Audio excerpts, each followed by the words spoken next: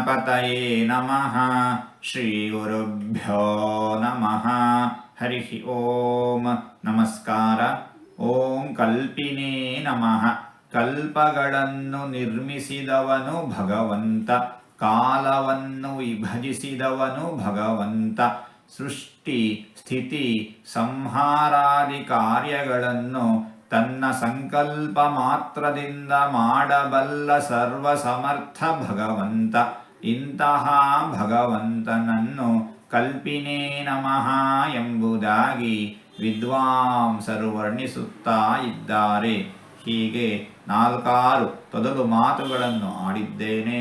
ಇದರಲ್ಲಿ ಏನಾದರೂ ತಪ್ಪುಗಳು ಇದ್ದರೆ ಆ ತಪ್ಪುಗಳನ್ನು ಬಿಟ್ಟು ಒಳ್ಳೆಯದು ಅಂತ ಏನಾದರೂ ಇದ್ದರೆ ಆ ಒಳ್ಳೆಯದನ್ನು ಮಾತ್ರ ಸ್ವೀಕರಿಸಬೇಕು ಅಂತ ಹೇಳಿ ಪ್ರಾರ್ಥನೆ.